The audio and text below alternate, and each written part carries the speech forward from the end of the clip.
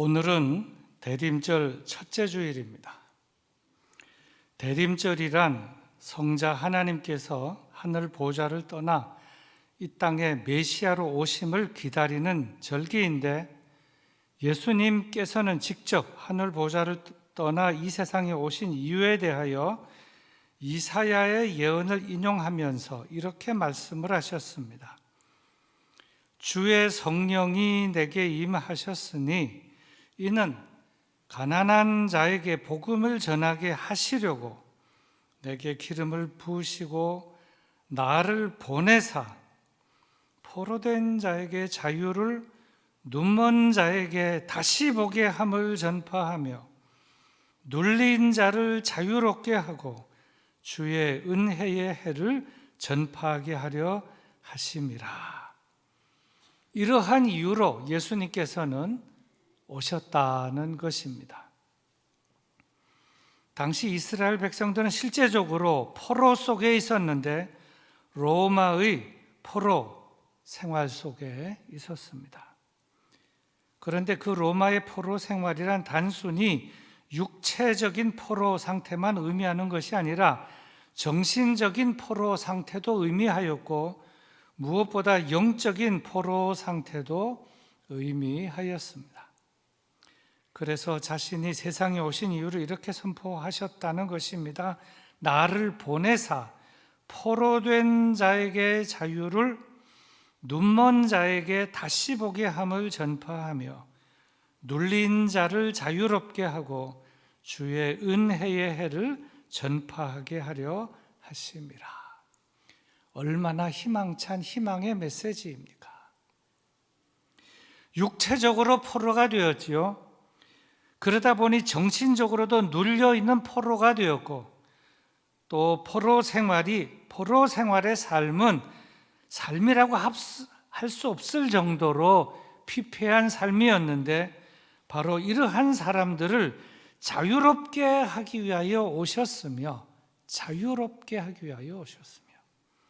그래서 예수님께서 이 세상에 오셔서 눌린 자를 자유롭게 하고 그들에게 주의 은혜의 해를 전파하셨다는 것입니다. 세상에는 이렇게 눌려 사는 사람들이 참 많습니다. 우선 육체적으로 이런저런 질병과 고장으로 눌려 사는 사람들이 많이 있습니다. 또 욕심에 눌려 사는 사람들도 많습니다. 또 지식이나 경험이나 자기의 경력에 스스로 함몰되어서 자기가 최고인 양 생각하고 거기에 빠져 사는 사람들도 참 많이 있습니다. 또 영적으로 눌려 사는 사람들도 참 많이 있습니다. 그런데 우리 주님께서는 이러한 사람들을 거기서부터 자아도취, 함몰된 상태, 갇혀있는 상태, 거기에서부터 건져내고 구출해서 건강하고 바른 삶을 살도록 하기 위하여 오셨다는 것입니다. 그것을 성경은 주의 은혜의 해를 전파하러 오셨다, 이렇게 표현을 하고 있습니다. 이 주의 은혜의 해란 희년을 말하는 것으로서 그 갇혀있고 포로가 되고 함몰된 자아도취 속에 자기만이 항상 옳고 자기 속에 갇혀있는 그 사람들을 거기서부터 끌어내기 위하여 완전한 해방을 주시기 위하여 오셨다는 것입니다. 그래서 신학자들 가운데는 이러한 예수님을 해방의 메시아다, 이렇게 부르는 자들도 있습니다.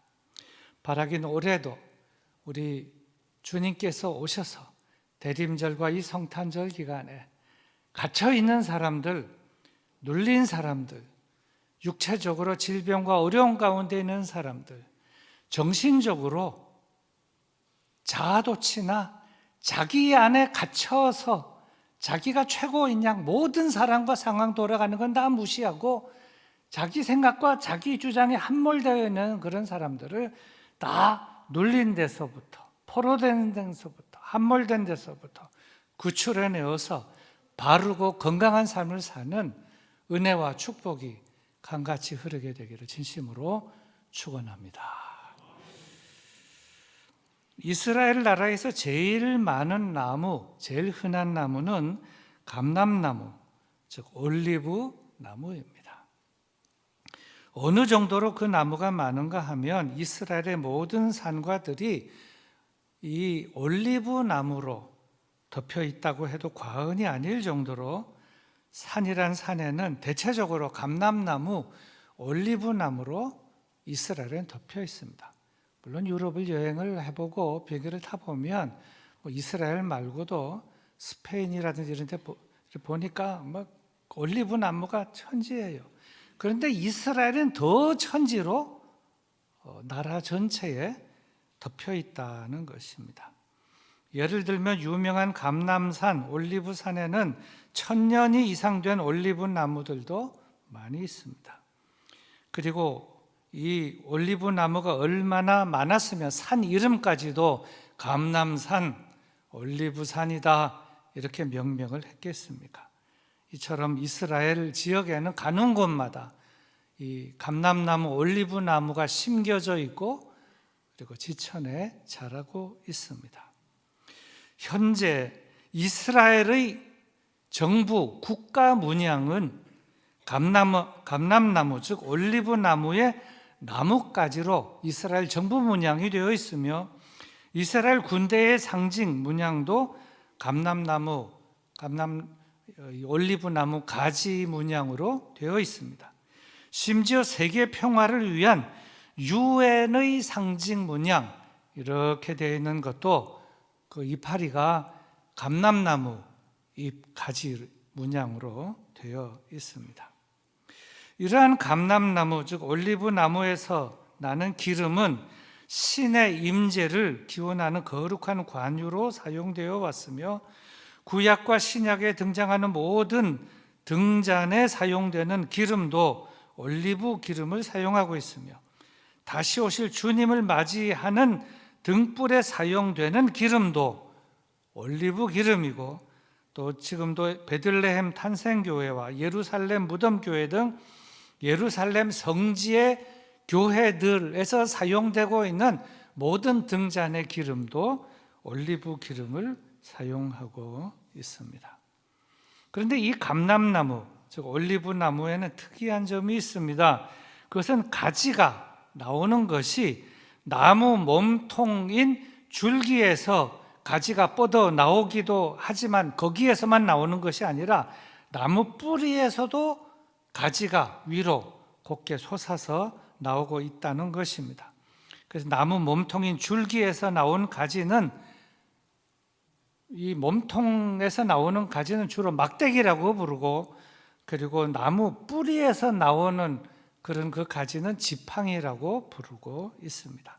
다시 말씀을 드리면 나무 몸통인 줄기에서 나온 가지는 호테르라고 부르는데 히브리어로 굵고 길이가 짧으며 특히 떼어낸 부분은 뭉퉁해서 주로 막대기 혹은 무기로 사용하고 있고 나무 뿌리에서 나온 가지는 넷제르라고 부르는데 곧고 길이가 길어서 이것을 잘라서 주로 묘목으로 사용하기도 하고 또 지팡이로도 사용하고 있습니다. 이렇게 제가 설명을 자세하게 드리는 이유는 성경을 읽는데 이해가 되도록 도움을 주기 위해서 말씀을 드리는 것입니다.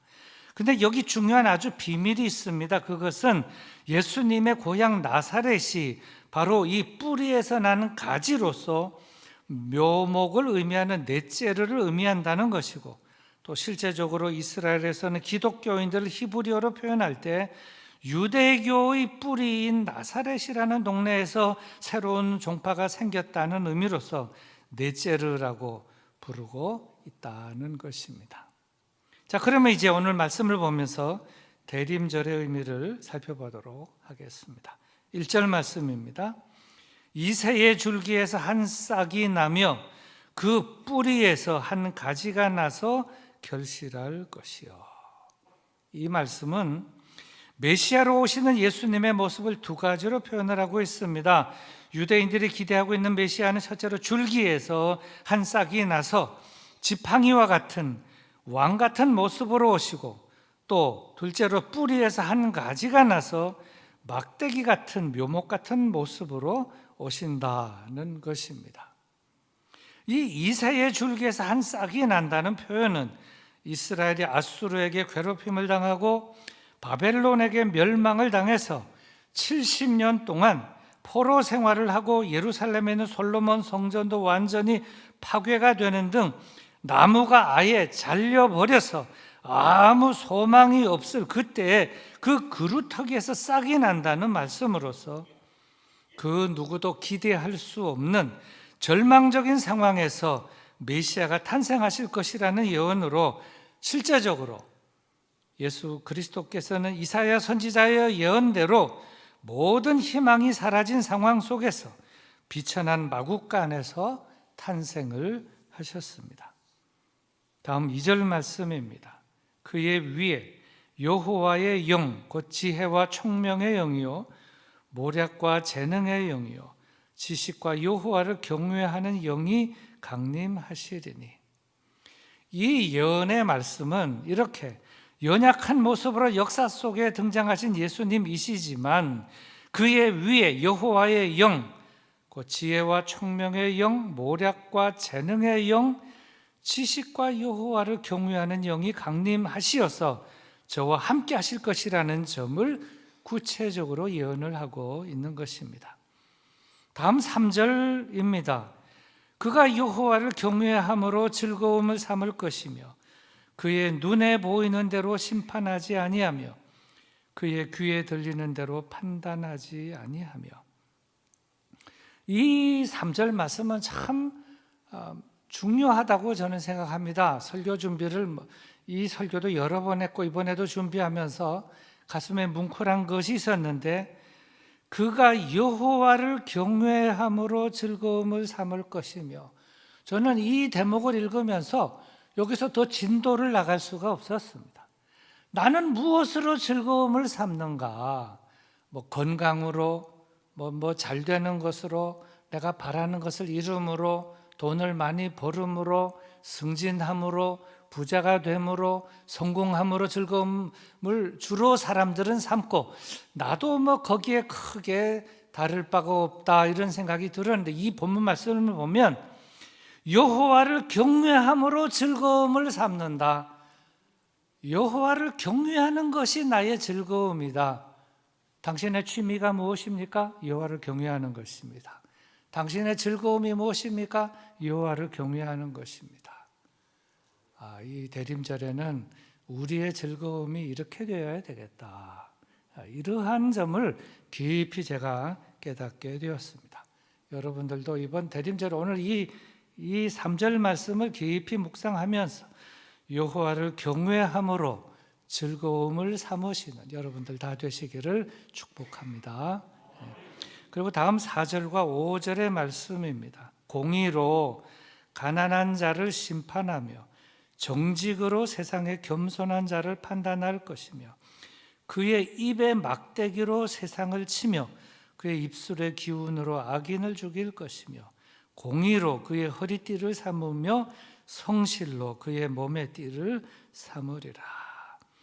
이 2절 말씀은 예수님께서 이 땅에 메시아로 오셔서 이 땅을 새롭게 하실 그 세계, 새로운 세계, 그 세계를 말씀을 하고 있습니다. 현실적이지 않지만 앞으로 그러한 현실을 만드실 것이다. 이 4절, 5절뿐만 아니라 6절, 7절, 8절, 9절을 보면 정말 그 유토피아의 세계를 말씀을 하고 있는데 이것이 메시아가 오셔서 이 땅을 새롭게 하실 그러한 아름다운 세계를 말씀하고 있는 것입니다. 이제 설교 결론입니다.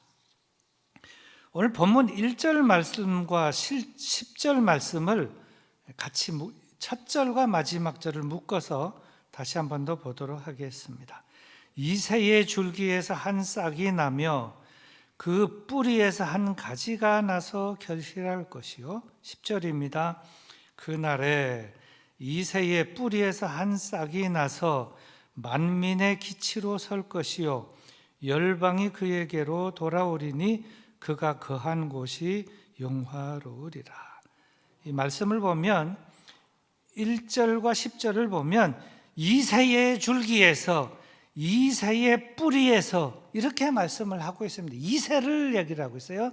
이새의 줄기에서 이새의 뿌리에서.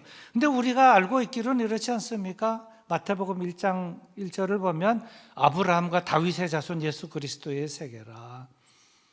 예수님은 메시아는 아브라함의 후손으로 다윗의 후손으로 오신다 하는 것입니다.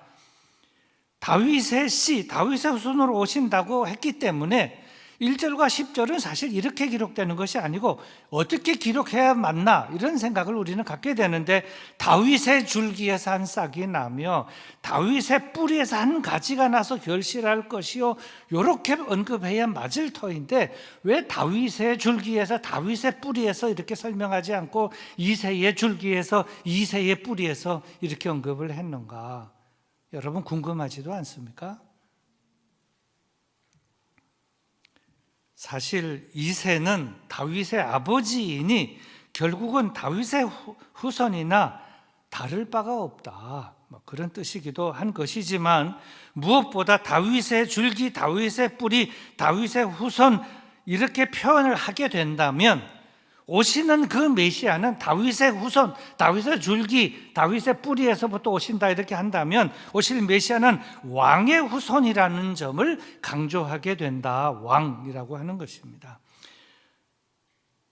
그런데 다윗보다 한 단계 위인 이새의 줄기, 이새의 뿌리, 이새의 후손 이렇게 표현을 하게 되면 오시는 메시아, 오실 메시아는 왕의 후손으로 오신다는 걸 강조하는 것이 아니라 평범한 사람 이새, 그의 후손, 시골 사람 이새, 그의 후손, 인간의 질고를 진 신분인 이새의 후손, 즉 미천한 신분의 후손으로 이 세상에 메시아가 오실 것이라는 의미를, 그 깊은 의미를 이새의 줄기, 이새의 뿌리에서 날 것이요 하는 이 점에서 크게 암시를 하고 있다는 것입니다.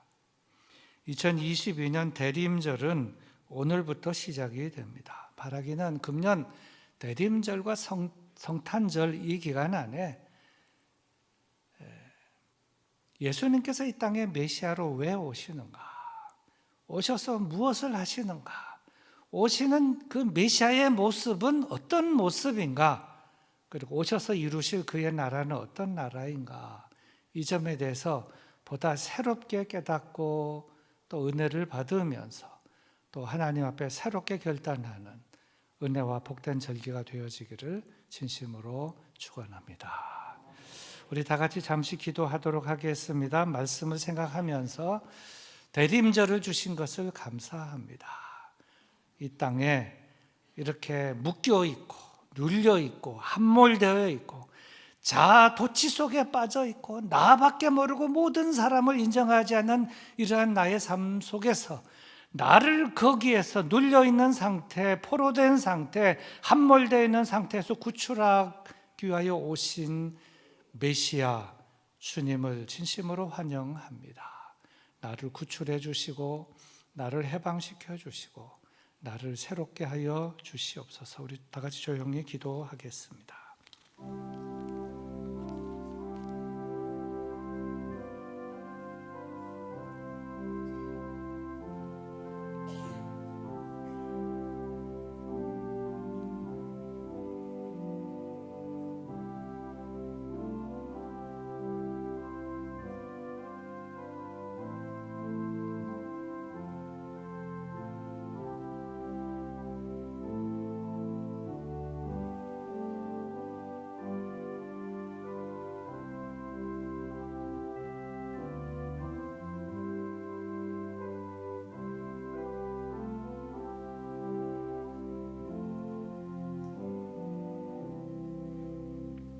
하나님 아버지, 올해도 대림절을 허락해 주신 것을 감사합니다.